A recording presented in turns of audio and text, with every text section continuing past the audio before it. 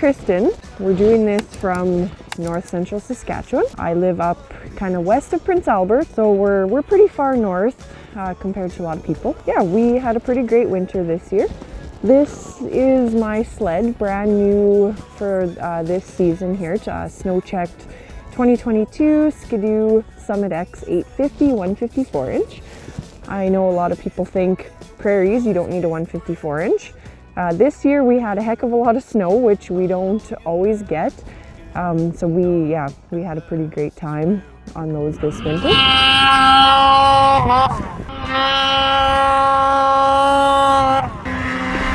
My husband's sled in the background there, also a snow check 2022 free ride.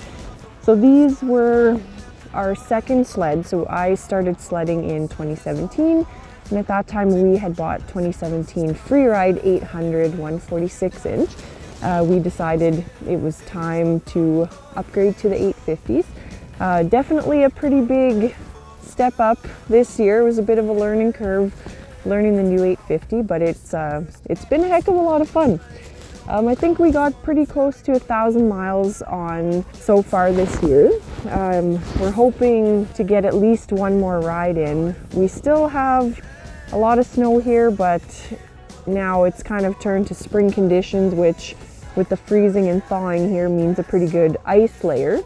Unfortunately, we don't tend to get the resets here like BC does. Yeah, where we live out in the country. We're about 30 kilometers away from the city. So we're basically surrounded by government land, provincial crown land. So it's really nice. We can just, if we want to go for a ride, we can just hop on and go around here. So there's not a whole lot of a trail system where we are, which I'm okay with. So we actually get into some pretty fun areas. In Saskatchewan here, it's not all perfectly flat. We've actually been able to practice pretty good with doing side hilling and different things like that. There's some pretty nice hills, not even very far from where we live here, so it's been good that way. So this year had some goals kind of coming into the season, which one thing I could never quite nail down on the old 800 there was getting really good donuts down, and this sled we're definitely getting along pretty well. So I mastered donuts pretty quick.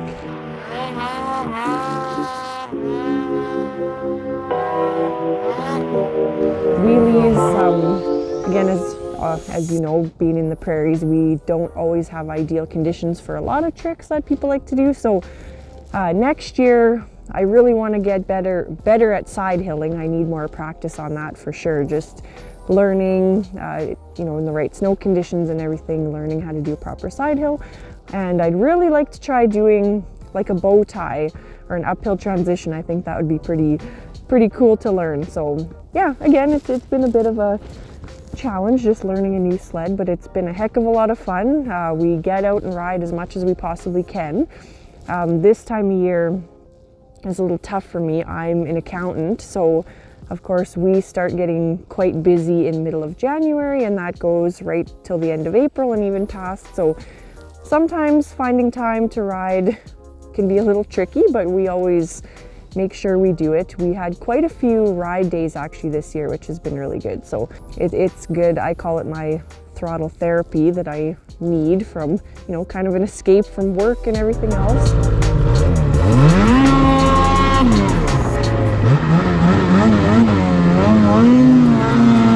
Yeah, I wanted to mention too, we actually did a lot more tree riding this year than what we've done other years. I just find with this Gen 4 chassis so much easier to maneuver, like way more nimble than the XM chassis that we had before. So I mean, you end up with a few close contacts with trees, but it's really good learning. Like we had such an amazing year for snow here that it's really good to, when you feel super comfortable on the sled and you can start doing a lot more maneuvering and stuff like that. So it's been good.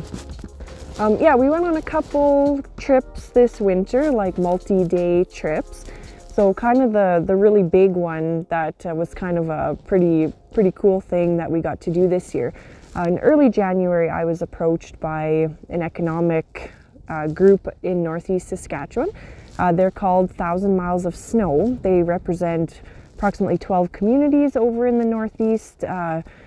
Basically, you can ride their trail systems. Everything connects all these communities. So they're super like sled, snowmobile focused, all these communities. So it was really cool. The ones we went to was Hudson Bay, Porcupine Plain, Greenwater, Provincial Park, and Weeks. So that's kind of 4 out of the 12 that we visited over a 3-day period. So it was actually really, really cool. We basically did all the planning. They had just kind of said which areas that we were visiting. We were in a central location. We stayed at Neely Lake Adventures. They have some really nice cabins there, and you can just get on and ride right from there. So it was actually really, really cool sled trip. We hadn't really been on that long of a trip before, back to back, so it was good. First day, we went to Hudson Bay. The morning it was about minus 45 Celsius out, so it was very, very cold. So it's we definitely had to make sure to bring a lot of extra layers and stuff to warm. It actually turned out to be a really beautiful day though there. I think that first day we did probably about 130, 140 kilometers, and we found a heck of a lot of snow. I think some of you might have seen some of my social media posts, like it was snow up, up over my belly button deep kind of thing. It was actually pretty quite something to see. Jump off the sled and you just sink right in. And the scenery is amazing up there. Like the trails are nice, very nice, nicely done, and just the scenery, like you're basically in the bush the whole time, and just really, really pretty. We're not typically big trail riders, but up there's a heck of a lot of good areas to go play in. Of course, in Saskatchewan, they changed the trespassing laws too this year, so you have to be careful you don't go off trail into any private land or anything like that. So you really have to be careful to know where you're allowed to go and where you're not allowed to go, just so you don't get yourself in trouble. So we always make sure anywhere that we're going, we're not trespassing on anybody's property. So just something to note here that they came out with that in January, kind of new changes to those laws. So the second day we headed south, a little bit further south, and we went down to Weeks and a little bit further east, over to an area called Cougar Canyon, and a little bit further east of there. It's actually really neat if you look on the trail maps. Like Sask Snow has a really good interactive trail map. We actually use that almost like a Google Map trip planner when we were planning the trip, so it was actually really neat. Very like interactive, shows you kind of all the status of all the trails, where the gas stations are. You can plot your distances and everything, which of course is important when you're putting a fair few miles on in a day. And when you get into the deep snow, these things get a little thirsty when you're giving her. So just to make sure that we have enough fuel to get back to where we're going. Yeah, down there, again, beautiful trails, lots of warm-up shelters. We visited a few. And yeah, that day we saw a lot more people. Like it's definitely a bit busier of an area, but we still found a lot of good snow to play in. Had a lot of fun that day. Weeks was a pretty cool little town. Like I bet you maybe it has a population of under 100 people. Like it's really tiny. I'm pretty sure we saw more deer than we saw people on the trails, and between the deer and the moose. And we stopped in the town there to have supper. There's a hotel and bar there, and they basically have one tank, above ground tank, that they have premium fuel. So they're pretty much just catering to sledders. So kind of neat to have a little town like that. It's kind of in the middle of nowhere, and had a good supper and able to fuel up the sleds. And that day I think we probably did, I'd say, close to 180 kilometers. We had left the cabin in the morning at 9 o'clock, I think, and we didn't get back till about 9 o'clock. So it was definitely a long day. Wow. We don't tend to put on that many miles in a day most of the time, and we actually did find a lot of areas to play in, so it was actually really good. The third day we headed down, we actually loaded up into the trailer in the morning just because we were heading home afterwards. So we went into the town of Porcupine Plain, which again, you can travel this whole area right on the snowmobile trails. We just, you know, if a person was going to stay there for a few days straight, you could definitely do that. So we drove to Porcupine and we headed on the trails, went around through Greenwater Lake Provincial Park and kind of spent the whole day around there. I think we ended up doing about 100 to 120 kilometers that day, a little bit shorter. Again, beautiful trail system, busy area, but it was very, very nice, pretty in all the trees. Like a lot of that area, I found you looked like you were looking at a postcard, like with the snow-covered trees and everything. I found it neat. You would see, it was almost just like road signs. It would say like, you know, Cougar Canyon so many kilometers this way, Week so many kilometers this way. It was kind of cool just to see like, oh, we were just there yesterday, and just like the connectivity of all that was really cool. Yeah, overall it was a fantastic trip. Definitely plan to go there again. Like, not only is it beautiful trails, you know, there's a ton of snow, like definitely a lot of snow in a lot of that area.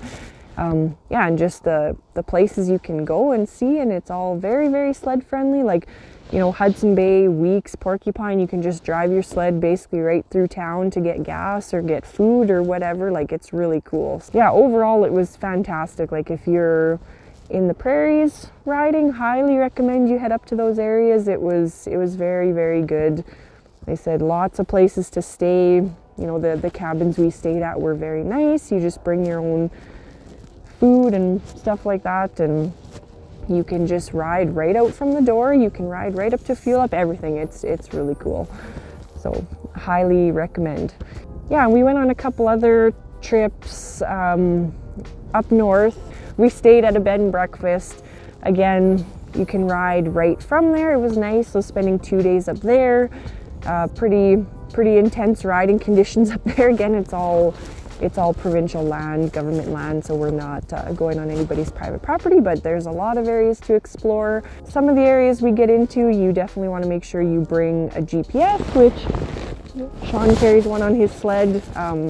Not everything is marked or signed or easy to get to, which we kind of like that. You can get off the beaten path a little bit and go explore, find some cool new areas. We also took a weekend trip out to Little Bear, so that's out to the northeast, but further north, a little bit, like a little bit further north from where we were on the other trip, and they have a lot of trails up there too. And again, that was probably the most snow, or almost the most snow we've seen all winter again up there. Yeah, lots of beautiful trails. Again, you're in the bush. It's pretty remote, no cell coverage really. Like, you kind of want to make sure you have all the right stuff that you carry, or in case of emergency, right? It's a good idea to make sure you're covered just in case something happens. It can get pretty remote.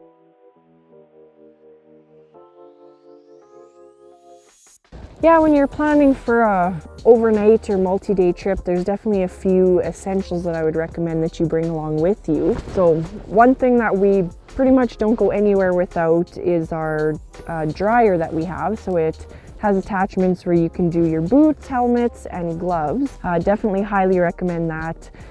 Nobody wants to be putting on wet gear the next day, so it's very important to make sure that you can get everything dried. We tend to be climb gear people, so we have a couple big climb duffels. Usually bring more than what you need for layers, but it's better to be over prepared than under prepared. Again, that trip we went on, the first day started out at -45. The rest of the days were warmer, but it was that first day, if we hadn't brought enough layers, it would have been definitely very miserable. That's for sure. I bring multiple pairs of gloves because even during the day, you know, your hands might sweat at some point, and then on the way back, even with hand warmers, your hands can tend to get pretty cold if you're wearing damp gloves. So it's important to make sure that you have a dry set of gloves all the time. So I usually carry in my tunnel bag, I have a few safety items. This little seat bag holds a few things, so I usually have a few things in there like some toilet paper, a couple, like some gloves, and you can also fit like a couple small water bottles in there. This bigger bag, I tend to carry, like I have a first aid kit, some fire starters, hatchet, a saw, and Mountain Lab gear, one of my supporters this year. I have one of their snowmobile tow kits. Thankfully, we didn't have to actually use it this year. Came close with our buddy a couple times. And also their handheld chainsaw, which works really well for when you need, because you just never know in an emergency. I'll sometimes too put an extra, like my down jacket packs down pretty small. I'll put that in there if I am wearing my uninsulated mono suit. The down jacket fits really well under there, and again, it's handy to have for sometimes the trail ride up or down when it's cooler and you're not playing, you're kind of just sitting there. I usually also carry a backpack with me, so I carry a shovel on there. I don't have a probe at the time. We haven't been out west with these new sleds, but that is on the list to have as well. So shovel, a couple safety things in case you have to spend the night, like Mylar blankets, hot pack hand warmers, some more fire starters. Trail maps if we're going somewhere on the trails. It's handy to have if you can look, use the GPS, your phone, and the maps. You can kind of figure out where you are and where you need to go. And then too, some in there, I'll maybe carry an extra thinner layer, some gloves, which I actually keep that in a Ziploc bag. The backpack tends to get a bit full of snow sometimes. It's not entirely snowproof, so you don't want to have those extra gloves getting wet. So it's a good idea just to, same within here, I keep my stuff in a bag just in case. This shouldn't really get snow in it, but sometimes you never know. Or if you happen to be like our buddy there and find yourself in a creek and then your whole back bag gets wet, it's not a whole lot of fun. So it just pays to be prepared to make sure, because you never know. I mean, usually in a group, hopefully somebody has all the safety gear, but you got to be prepared. You never know when a breakdown might happen, or you hit something or something happens. So it's just important. Too, in my backpack, I carry a toolkit in there, so we carry basically all the stuff you're going to need, like the Torx that can pretty much take your whole sled apart, the right size sockets, wrenches, all that kind of stuff. So we've actually, they've come in handy a few times. I also in this one keep a snow bungee, so that's one of those ones you can hook around. It helps you with the ski pole. So again, that came in handy with our same friend who found the creek and had the ski come off and stuff like that. So the snow bungee just definitely helps with when you need that extra bit of a grab for the ski pole. So we also carry on Sean's sled. He, instead of having a bag like this, he carries a jerry can, and we also both carry spare belts. One thing too, I know there's some different schools of thought on it. We moved our belt tools off so they're not in there. Some people, they've had them,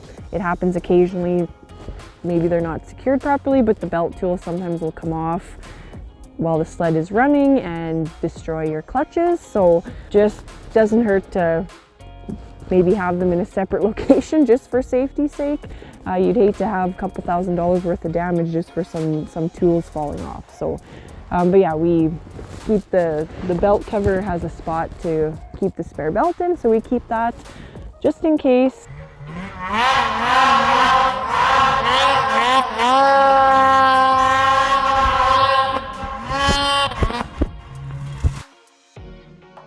And yeah, I guess if I had any tips for anybody related to, I didn't get into sledding till about 2017. First year we had them, we didn't even put 500 miles on. It was a fairly low snow year, so we didn't really get a lot of seat time.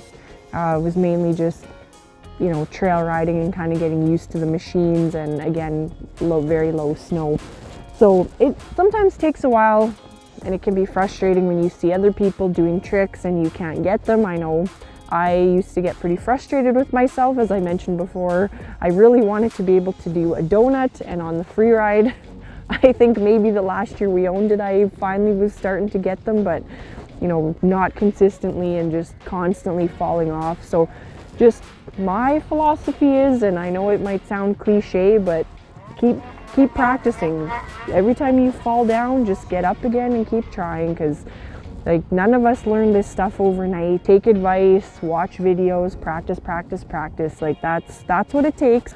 I know this year too, like side hilling was kind of a bit of my nemesis, and I would get annoyed with myself and mad and frustrated, but the thing is, you just got to keep trying. That's the most important thing. Just be willing to fail a million times to get it that one time, and once you get it, it's the best feeling in the world.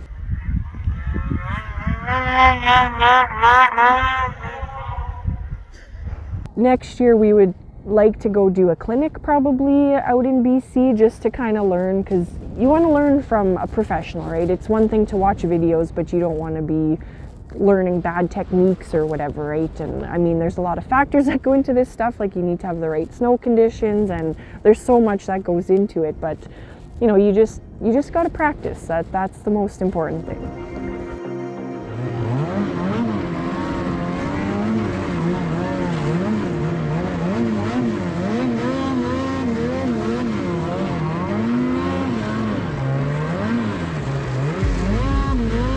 It's also very important to make sure that you have your sled set up properly for you. So typically from the factory, they're kind of set up for the, you know, 6 foot tall, 200 pound guy. So you want to make sure, you know, adjust your suspension, adjust all, like, you know, the front and rear suspension there. Make sure, like, you should be able to get it up on edge on flat ground. Like if you can't do that, you're going to have a way harder time when you're trying to carve and do donuts and stuff like that. So just tweak with the factory settings, play around with it until it's easy for you to maneuver. You know, there's also a lot of good videos online and stuff like that about how to get them set up right. And again, if you go to a clinic, I think they're really good with helping out with that too. So it's just very important. Like I said, I know I haven't put any different bars on mine. What I did was just change the angle on them a bit, and I actually found that a lot better, because the way the slope goes on them, like you kind of don't want to be hunching your shoulders and stuff like that. So make sure you have the right height and width and everything. Like it's got to be comfortable to ride. Like if you're fighting it all day, like you're going to get sore in the first little bit, and then you're not going to be having fun. So just make sure your sled is properly set up for you. Sometimes you do have to spend a little bit of money on accessories. Like I said, I know lots of girls tend to put the narrower bars on, and they say that works really well for them too. So just make sure you get it set up for you, that it's comfortable for you to ride. And so this is my 2022 Summit X 850 154. I do have a few extras put on it. LED headlights. It's not running obviously, but they're a nice color. Eyebrow. Got the bush pusher design brake reservoir protector, which is very handy, especially when you're in the trees and maybe get a little too cozy with them. I added the rail stiffeners on just to help protect. I have the seat bag, the tunnel bag. This was off my old free ride, so I don't even know if this one's available anymore. Haven't used anything on the other rear link brackets. We also did the link snow flap, which is handy when you're kind of in the lower snow conditions, keeps it cooler. It is handy. You can just, when it's on, just flip it up too, and it'll just sit nicely in that spot, which is handy.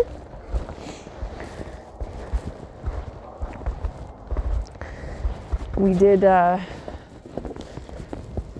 MBRP trail can.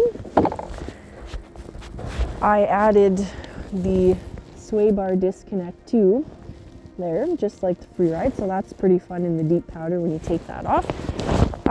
Also did the DJ clutch kit, and we make sure to carry a spare belt. So that's pretty much it. I think next season we're going to look at getting the relocate for the kill switch and the shot, so put that down here, get it off of there, because everybody hates when you're going through the trees and you get your kill switch hit.